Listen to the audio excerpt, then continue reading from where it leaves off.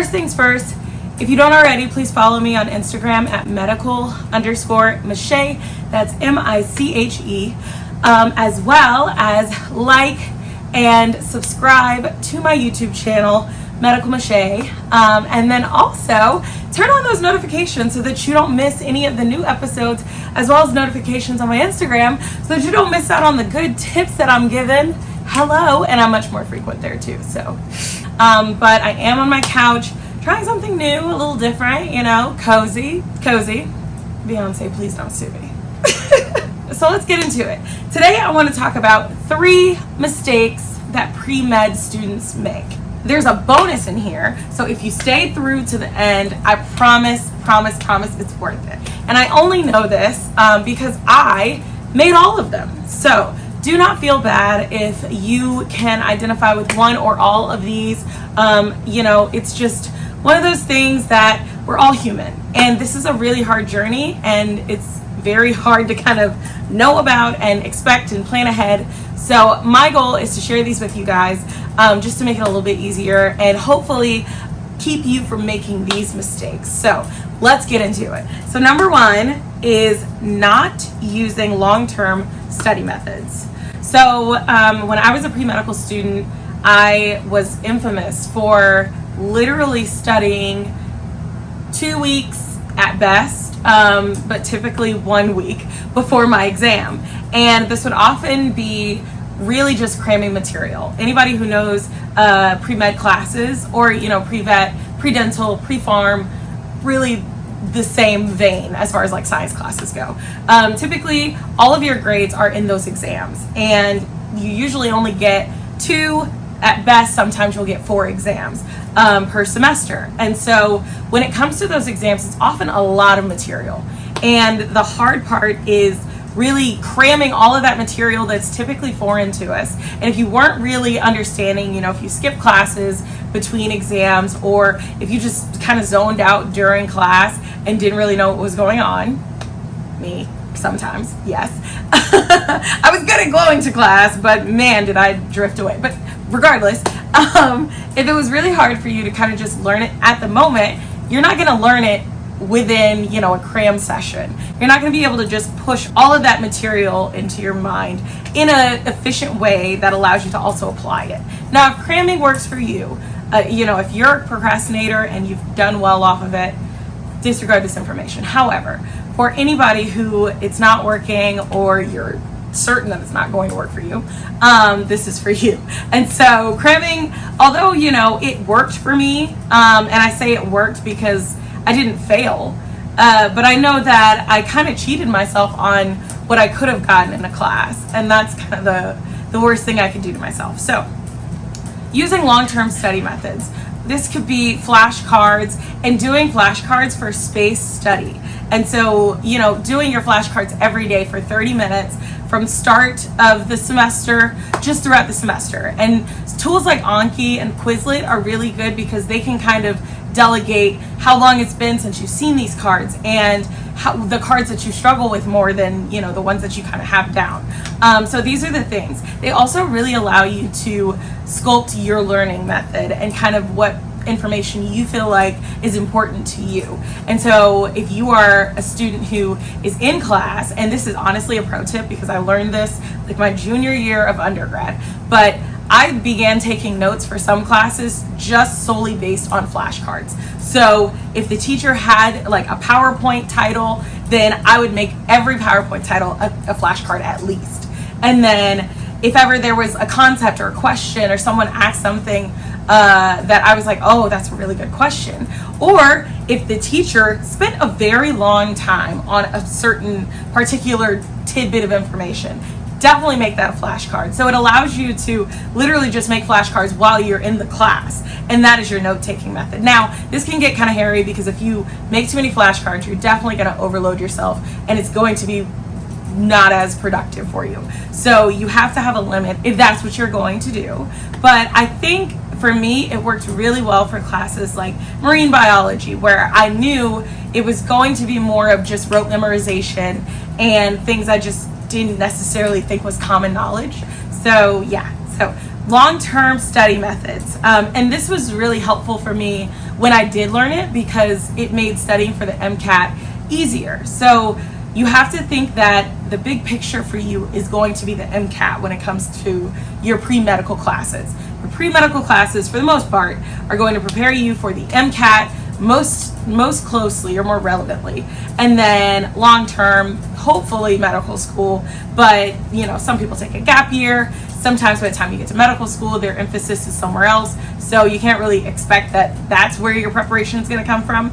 But for certain, pre-med classes hopefully will prepare you for the MCAT. So long-term study will help you studying for the MCAT, because all that material, if you learned it efficiently, will come back. You're welcome. All right, number 2. Oh wow, I sped through that. So this is a doozy.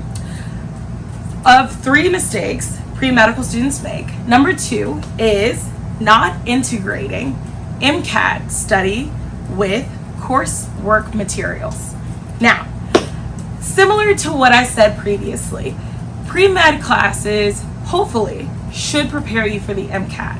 A lot of the stuff that you're learning in pre-med is often specific to the teacher, and usually if the teacher feels it's necessary, that's what you're going to be tested on, which is frustrating if you know that's not what the MCAT is going to test you on.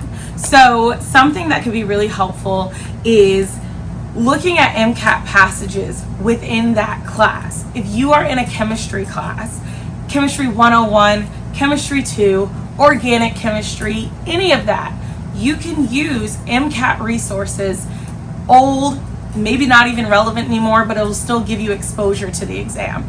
And that'll be really good preparation for at least knowing the layout of the exam, the things that they find important, the topics that might trip you up. This can be really helpful. Now, I'm not saying take a practice MCAT at the beginning of every class. That's crazy. But, sorry, if you want to do that, have at it. However, I would recommend maybe once a month just going through 3 passages so that you can at least get exposure to it on a consistent basis. Now, I think your first year, your freshman year, this can be more sporadic. However, I think as you get closer to the time when you plan on taking the MCAT, you should really increase this. So maybe go from once a month to once a week in the class, if you know that that's a class that's really going to be heavy on the MCAT, such as biochem. And this can be really helpful because you've already had those previous classes, so you can mix those in as well so that you don't forget those things. So this is just a really good technique that could be used so that you kind of maintain that level of understanding of where you need to be as far as the MCAT goes and what material you really need to know once you get to your MCAT. This could also be really helpful when it comes to your personal time for studying for the MCAT. So let's say you plan on taking 3 months after you graduate to specifically study for the MCAT. Well, if you already know that one of the things you struggled with was organic chemistry, oh God, now I have to remember what was on the MCAT.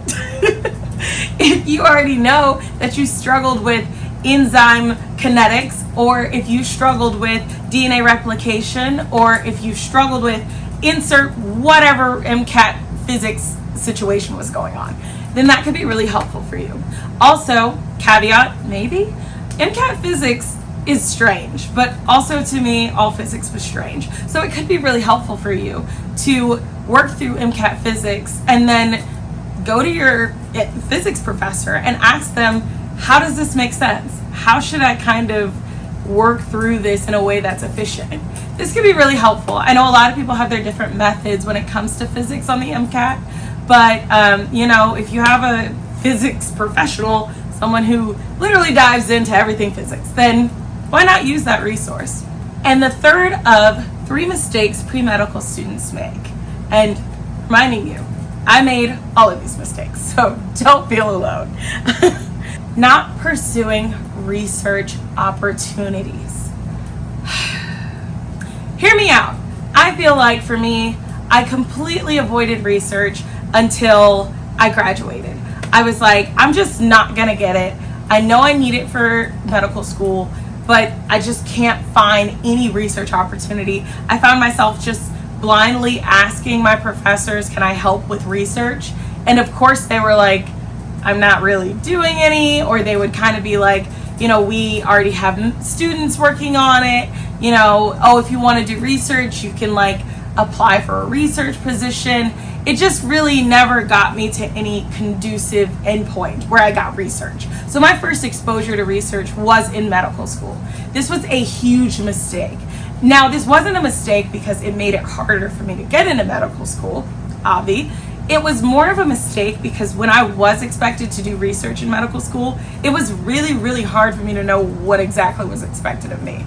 So I was often going to YouTube and trying to see how this made sense and what the right methodology was. And there's a lot of pressure doing research in medical school because often the research that you're doing can be used in other research. And that research can be used by professionals. And it will be highly looked at. And if it's crap, they'll say so.